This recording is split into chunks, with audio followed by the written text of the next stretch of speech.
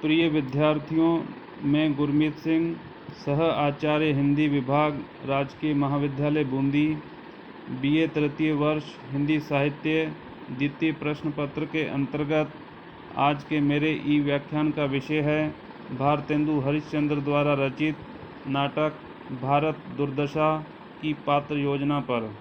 इससे पूर्व के व्याख्यान में हमने विचार किया था भारत दुर्दशा नाटक के परिचय एवं उसके कथानक पर। आज हम इसकी पात्र योजना पर संक्षेप में विचार करेंगे। भारत दुर्दशा एक प्रतीकात्मक नाटक है तथा इस नाटक की पात्र योजना पर संस्कृत के प्रबोध चंद्रोदय नाटक का पूरा प्रभाव है।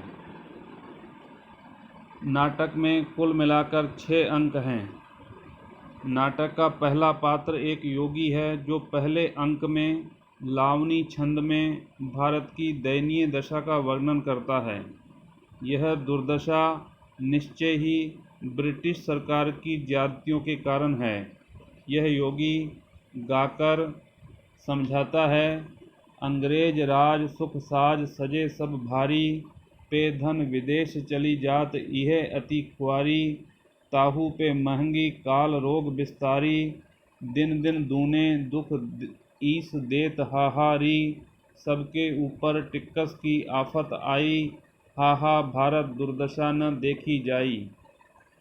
योगी जो इस नाटक का प्रथम पात्र होता है वह पहले अंक में कहता है कि यद्यपि अंग्रेज़ों के राज में सभी प्रकार का सुख और साजो सामान उपलब्ध है, अधिकांश लोग सुखी और समृद्ध हैं, किंतु सभी के मन में कहीं न कहीं पीड़ा का भाव भी है।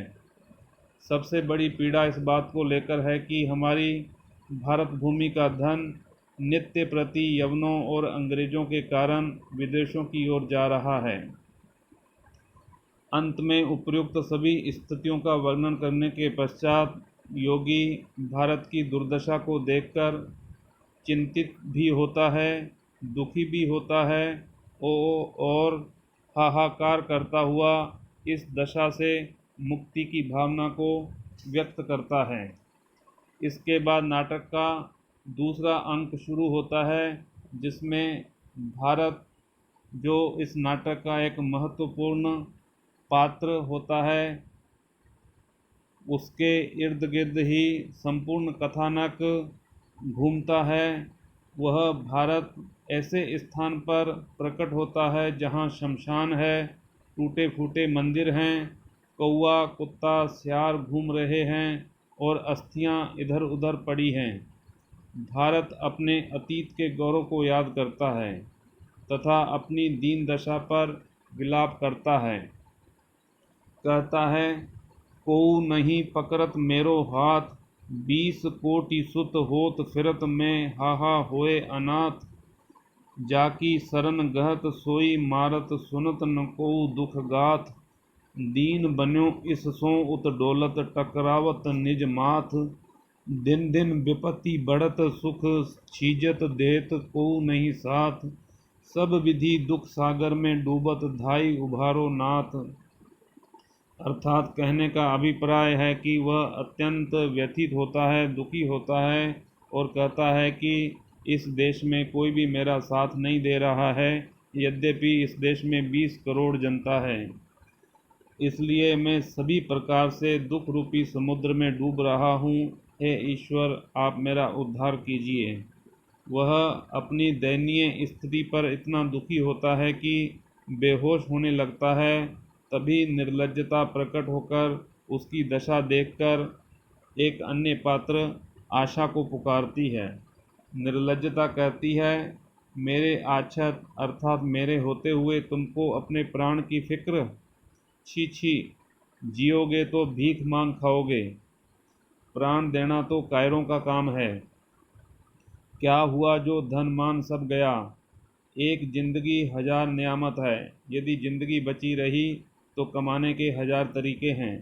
देखकर, अरे सचमुच बेहोश हो गया तो उठा ले चलें, नहीं नहीं मुझसे अकेले न उठेगा, नेपथ्य की ओर, आशा आशा जल्दी आओ। उसी समय पर्दे के पीछे से आशा आती है और यह कहती हुई निर्लज्जता के साथ अचेत भारत को उठा ले जाती है कि मेरे अक्षत मेरे होते हुए किसी ने भी प्राण दिया है, ले चलो अभी जिलाती हूँ मैं, अभी इसको जिंदा करती हूँ। इसके बाद नाटक का तीसरा अंक शुरू होता है, जिसमें एक पात्र भारत दुर्देव, जो राक्षसी प्रवृत्तियों का सूचक है, वह प्रकट होता है, जो भारत को मूर्ख बताता है और उसके विश्वासों पर व्यंग्य करता है।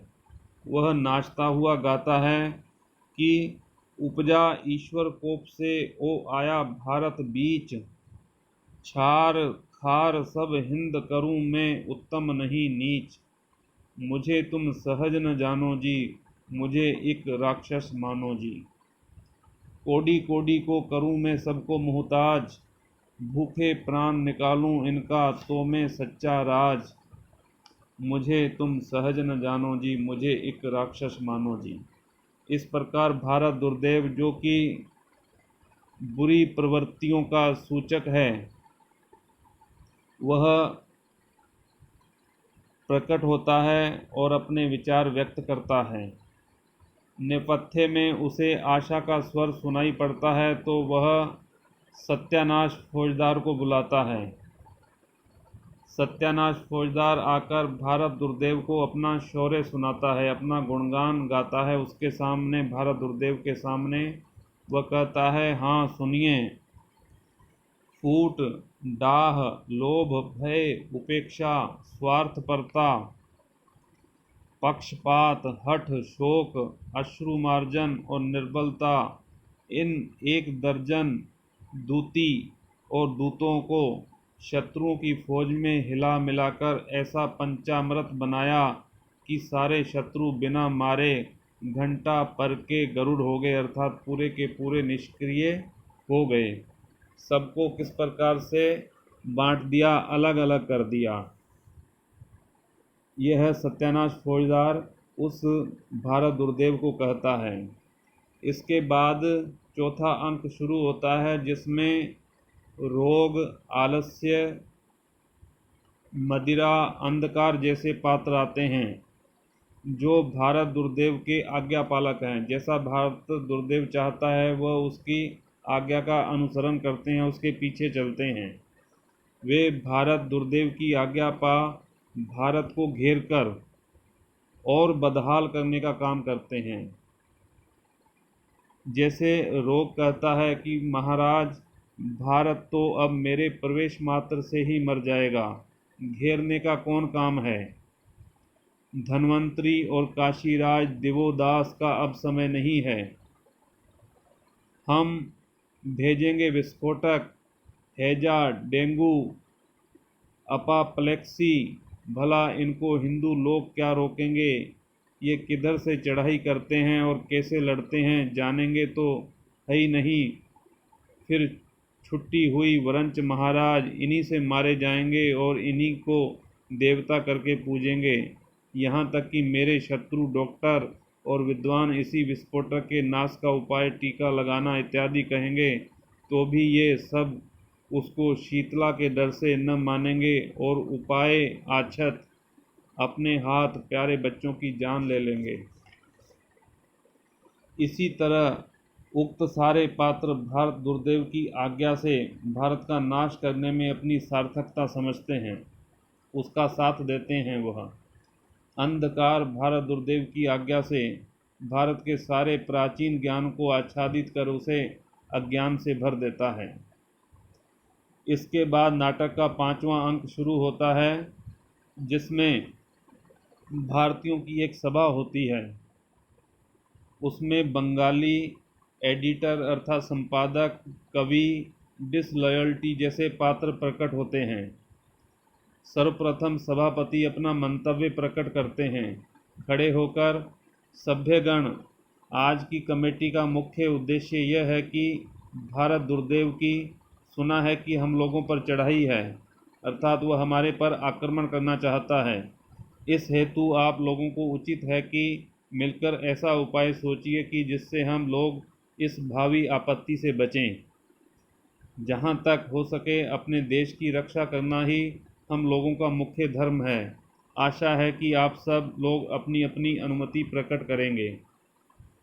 सभापति के मंतव्य पर बंगाली कवि, एडिटर आदि सब सहमति देते हैं, पर अपने अपने तरीके से भारत दुर्देव का सामना करने की बात करते हैं।